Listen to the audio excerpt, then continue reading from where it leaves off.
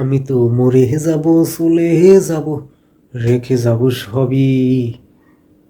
আমি তো মরে যাব, চলে যাব, রেখে যাব সবই। কার জন্য রেখে যাবেন? কার জন্য রেখে যাবেন?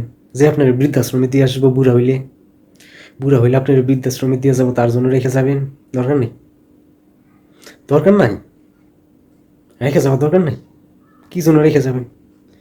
মানে বড় করবেন, কষ্ট বেষ্ট করে বড় করবেন, সারা জীবন খাইটা খুঁটে রোজগার করে বড় করবেন, আর বুড়া বয়সে আপনি বৃদ্ধাশ্রমে দিয়ে যাবো, তার জন্য রেখে যাবেন? দরকার নেই।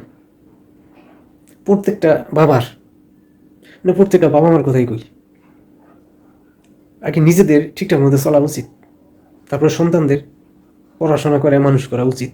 কিন্তু নিজেদের একবারে সব কিছু সাইডা দিয়ে, নিজের একবারে সব কিছু সাইডা দিয়ে মানুষ করবেন,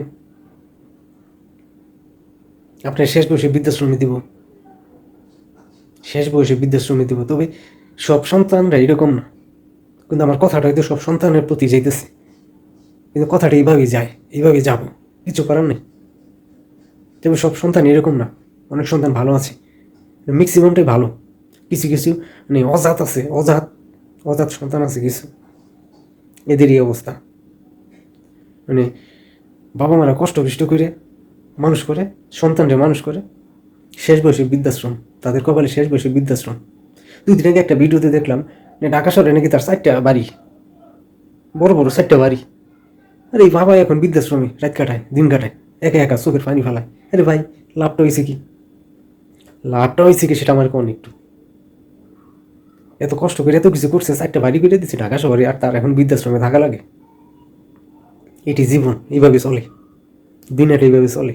কার জন্য কি করবেন, কার জন্য কি করবেন? আর দুনিয়াটা ধীরে ধীরে যেদিকে যাইতেছে, এই দুনিয়াটা ধীরে ধীরে যেদিকে যাইতেছে, আমার মনে হয় সামনে ভবিষ্যতে প্রত্যেকটা বাবা মায়ের বৃদ্ধাশ্রমে, কোনো রাস্তা নাই, এছাড়া কোনো রাস্তা নেই।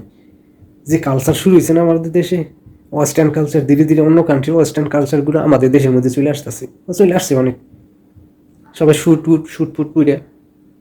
বুট পরে একবারে ওয়েস্টার্নভাবে চলে।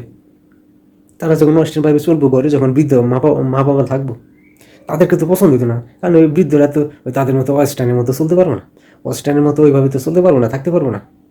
তাদের কপালে তো বৃদ্ধাশ্রম, না পারবো এই সন্তানের সাথে কোথাও যাইতে, সন্তানরা ওই বৃদ্ধর কাছে ওইভাবে আসতে পারবো না, যাইতে পারবো না। তারা থাকে তাদের ওয়েস্টার্ন নিয়ে, তাদের ওয়েস্টার্ন কালচার নিয়ে, ওই বৃদ্ধ মা বাবার কাছে কখন আসবো?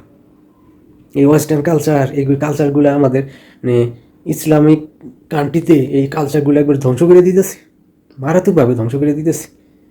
মানে এগুলা বাবা মা বৃদ্ধাশ্রমে যাওয়ার একটা মানে কারণ। ওয়েস্টার্ন কালচার চলে আসাতে বাবা মা বৃদ্ধাশ্রমে যাওয়ার একটা পথ সুগম হইতেছে, খুব সহজে বৃদ্ধাশ্রমে যেতে পারবো। ওয়েস্টার্ন লোকজন ওই বৃদ্ধ বাবা মারে টানতো না, দেখতো না, কিছু করতো না, খাওয়াইতো না, তাদের বৃদ্ধাশ্রম সুনিশ্চিত, নিশ্চিত। কি করবেন? তবে যারা ভালো আছে, সবাই ভালো হোক, এটা দোয়া করি, চাই যে সবাই ভালো হোক, সবাই সবার বাবা মারে ভালো রাখুক, এটাই চাই। চাই না যে কেউ বৃদ্ধাশ্রমে যাক বা সন্তানরা বৃদ্ধাশ্রমে দিয়ে আসুক, এটা চাই না, এটা চাই না কখনো, এটা যেন না হয়। এটা কষ্টদায়ক, অনেক কষ্টদায়ক। ধন্যবাদ সবাইকে, ভালো থাকবেন, আল্লাহ হাফিজ।